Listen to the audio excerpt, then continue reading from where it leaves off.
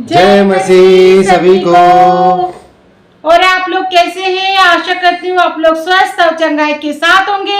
आज हम फिर आए हैं आप लोगों के सामने दुआ, प्रार्थना और विनती के साथ। जी हाँ भाई बहनों, धन्यवाद करते हैं आप सभी का कि आप हमारे सभी कंटेंट, सभी सब्जेक्ट, सभी विषयों को सुन रहे हैं, देख रहे हैं और हम ऐसी आशा, ऐसी उम्मीद करते हैं कि आप उस पर अमल भी करते होंगे। तो भाई बहनों, आज जो सब्जेक्ट लेकर हम हाजिर हुए हैं, आज हम देखेंगे पवित्र पाक बाइबल से ऐसा शक्तिशाली वचन जो हमें बताता है और हमें होशियार करता है कि हमें मूर्तियों से, पुतलों से, बुतों से दूर रहना चाहिए, क्योंकि इनका कोई वजूद नहीं है, इनमें कोई सामर्थ, कोई ताकत नहीं है। हम वचन के द्वारा देखेंगे कि परमेश्वर का पाक वचन पवित्र बाइबल में हमें क्या हिदायत देता है और हमें किस बातों के लिए होशियार करता है। तो जी हाँ भाई बहनों, आज हम देखेंगे कि मूर्ति पूजा क्या है, परमेश्वर ने उसके लिए क्या कहा है। आप तो जानते हैं भाई बहनों कि परमेश्वर ने 10 आज्ञा बनाई है और 10 आज्ञा में से एक आज्ञा है मूर्ति पूजना। ये भी हमारे लिए पाप है, जो हमें परमेश्वर होशियार करता है कि इससे तुम्हें बचना है। तो आइए भाई बहनों, हम देखते हैं कि परमेश्वर का वचन हमें मूर्ति पूजा के लिए क्या कहता है। हम देखेंगे परमेश्वर के पाक पवित्र वचनों के द्वारा।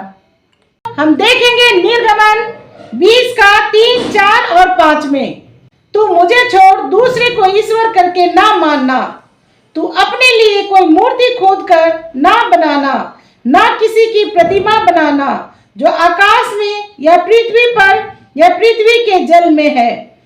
तू उसको दंडवत ना करना और ना उसकी उपासना करना, क्योंकि मैं तेरा परमेश्वर यहोवा जलन करने वाला परमेश्वर हूँ। और जो मुझसे बैर रखते हैं उसके बेटे, पोतों और परपोतों को भी पितरों तक दंड दिया करता हूँ। आमीन। तो जी हाँ भाई बहनों, ये परमेश्वर का आदेश है जो पाक पवित्र वचनों के द्वारा हमें समझाया गया है। हमें वो कह रहा है परमेश्वर कि मुझे छोड़ किसी दूसरे को ईश्वर ना मानना। इस बात को हमें समझना है कि प्रभु हमसे क्या कहना चाहता है। हमें यीशु मसीह पर, हमें परमेश्वर पर विश्वास रखना है, क्योंकि यह वचन कह रहा है कि मुझे छोड़ किसी दूसरे को ईश्वर ना मानना। फिर भी लोग अपने ही हाथों के द्वारा मूर्तियों को बना लेते हैं और उसी के सामने आराधना करने लग जाते हैं, जबकि परमेश्वर ने इस जगह पर वचन में कहा है कि मैं उसको पितरों तक भी दंड दूंगा। लेकिन हमारा पिता बहुत ही दयालु है। अगर आप परमेश्वर पर सच्चे हृदय से विश्वास करते हैं और एक ही परमेश्वर यीशु मसीह को मानते हैं, तो आपके साथ है, वो आपके हाथों को पकड़ के चलता है, आपको आशीष, ब्लेसिंग से भर देता है। तो इस बात को आपको ध्यान में रखना है कि परमेश्वर का वचन हमें क्या हिदायत दे रहा है यहाँ पर। तो भाई बहनों, इन वचनों के द्वारा आपको ध्यान रखना है कि परमेश्वर हमें क्या सिखाना चाहता है, परमेश्वर को क्या चाहिए हमारे द्वारा। हमें किसी मूर्ति के पीछे नहीं, हमें यीशु मसीह के पीछे चलना है, उनके नाम को पुकारना है, क्योंकि यीशु मसीह हमारा सच्चा पिता है, हमारा सच्चा परमेश्वर है। जी हाँ भाई बहनों, जैसे यहाँ पवित्र पाक बाइबल में वचन पढ़ा गया, परमेश्वर की चेतावनी है इसमें हमारे लिए कि अगर कोई मेरी आज्ञा का उल्लंघन करता है तो उसके परपोतों को भी उनके पितरों का दंड मिलता है। अगर आप कोई गलती करते हैं, आपसे कोई भूल होती है, तो आपके इस भूल का जो दंड है वो आपकी पीढ़ी दर पीढ़ी बना रहेगा। यह परमेश्वर का हुक्म है, यह परमेश्वर का आदेश है। इसलिए भाई बहनों, जैसे यहां लिखा है पाक वचन में यिर्मयाह 20 का 3, 4, 5 में, ये वो महत्वपूर्ण आज्ञा है, 10 आज्ञाएं जो परमेश्वर ने हर एक मानव जाति के लिए ठहराई है। उनमें से ये 3 आज्ञा है जिनको आपको समझना है और उस पर अमल करना है, इसको फॉलो करना है और उस पर दृढ़ता से चलना है। जैसे कि लिखा है यहाँ वचन पर, जैसे परमेश्वर का पाक वचन बता रहा है, हमको आगाह कर रहा है, चेतावनी दे रहा है, तो मुझे छोड़ किसी को ईश्वर करके ना मानना, तो अपने लिए कोई मूर्ति खोद कर ना बनाना, क्योंकि एकमात्र सच्चा परमेश्वर मैं हूं और वो यहोवा यीशु मसीह है। आपने प्रभु यीशु मसीह के सामने ही अपने सर को झुकाना है। अगर आपने सजदा करना है, अपने सर को झुकाना है, तो वो सिर्फ एकमात्र सच्चा खुदा है, वो है यीशु मसीह। ये पवित्र पाक बाइबल के द्वारा आपने इस बात को समझना है और अपनी जिंदगी में अमल करना है। इस वचन के साथ आपने चलना है, तो आपको डरना है और इस पवित्र पाक वचन के सहारे आपको आगे बढ़ना है। दृढ़ता के साथ कि यीशु मसीह हमारा सच्चा खुदा है और इस धरती पर और इस पूरी कायनात पर और कोई नाम नहीं है जो हमें मुक्ति दे सके, हमें जीवन दे सके और हमें जन्म जाने से बचा सके। वो सिर्फ एकमात्र नाम है, यीशु मसीह। तो भाई बहनों, हम बढ़ेंगे अगले वचन की तरफ। उस वचन में हम देखेंगे कि परमेश्वर का पाक वचन क्या कहता है मूर्ति पूजा के बारे में। हम देखेंगे आगे वचन में यिर्मयाह 10:2 में परमेश्वर का वचन यह कहता है, अन्य जातियों की चाल मत सीखो। मूरत तो वन में से किसी का काटा हुआ काठ है जिसे कारीगर ने बसूले से बनाया है। लोग उसको सोने चांदी से सजाते और हथौड़े से कील ठोक ठोक कर दृढ़ करते हैं। आमीन। तो जी हाँ भाई बहनों, यहाँ परमेश्वर का वचन कहता है कि अन्य जातियों की तरह अपने चाल चलन को मत बनाओ। जो वो करते हैं आप भी वही करने लग जाते हैं। जैसे कि यहाँ वचन कह रहा है कि जो मूर्ति वो बनाते हैं, वो जाते हैं लकड़ी जंगल से काटते हैं और वहां से लाके उसको अपने हाथों से ही उसमें मूर्तियां बना देते हैं, प्रतिमाएं बनाना शुरू कर देते हैं और उसको कील ठोक ठोक के सजाते हैं, सोना चांदी वगैरह सब पहना देते हैं। तो ये सब करते हैं वो अन्य जाति। आपको कहा है प्रभु ने कि उनकी तरह अपने चाल चलन को मत बनाओ। जैसे वो कर रहे वैसा आपको नहीं करना है। जैसे वो अपने हाथों से बना रहे मूर्तियों को और उसकी उपासना कर रहे वैसे आपको नहीं करना। अगर आप सच्चे विश्वासी है तो आपको वो 10 आज्ञाओं में से वो आज्ञा भी माननी है जो परमेश्वर ने आपको दी है। जी हाँ भाई बहनों, ये जो मूर्ति जो अपने हाथों से इंसान खोद खोद कर बनाता है, इससे कुछ नहीं हो सकता है। यह है मूर्ति की असलियत। उसको लकड़ी से काट कर बनाया जाता है, तराशा जाता है और लोगों के सामने पेश कर दिया जाता है सोने चांदी आभूषण पहनाकर। तो आपने इन मूर्तियों की, इन पुतलों की, इन बुतों की इबादत नहीं करनी, इनके सामने सरों को नहीं झुकाना है।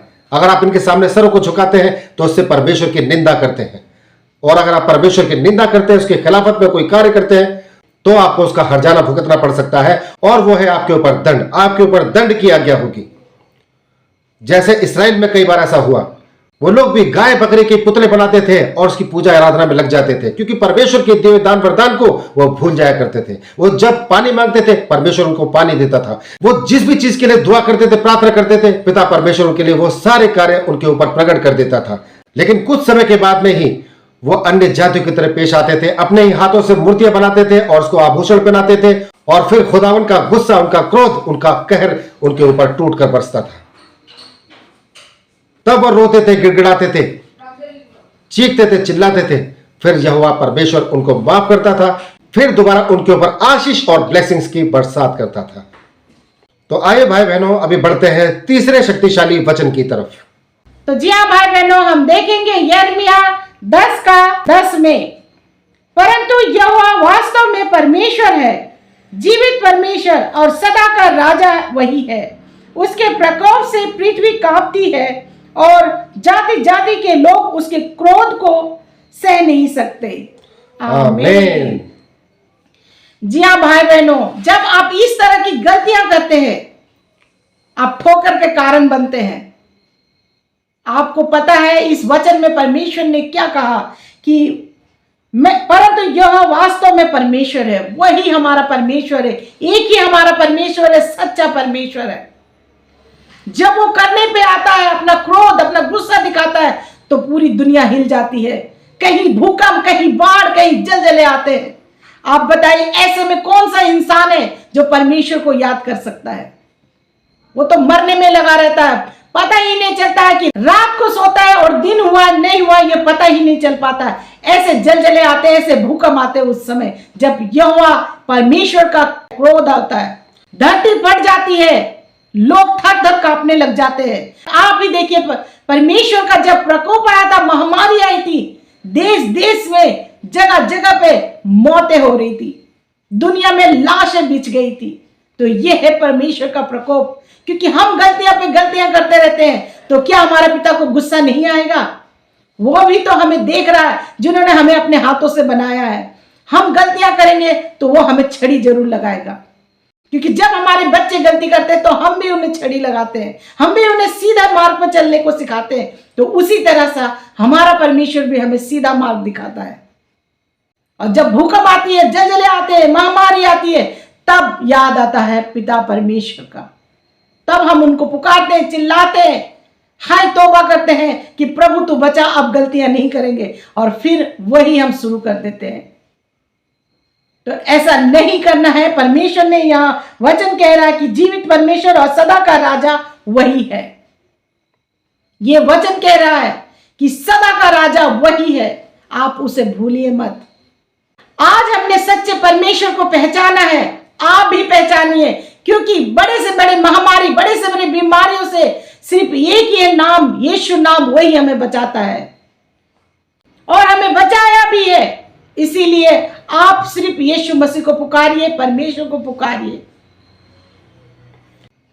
तो जी हाँ भाई बहनों, धन्यवाद करते हैं आपने यहाँ तक इस कंटेंट को सुना, देखा। हम ऐसी आशा, ऐसी उम्मीद करते हैं आप इस सब्जेक्ट को अपने सगे संबंधियों तक और रिश्तेदारों तक जरूर शेयर कीजिए, ताकि इन लोगों तक भी परमेश्वर का पवित्र पाक वचन पहुंचने पाए। तो भाई बहनों, धन्यवाद करते हैं इस कंटेंट में, सब्जेक्ट में बस इतना ही। कल फिर हाजिर होंगे नए सब्जेक्ट, नए विषय के साथ। तब तक के लिए आप सभी भाई बहनों को हमारा जय मसीह।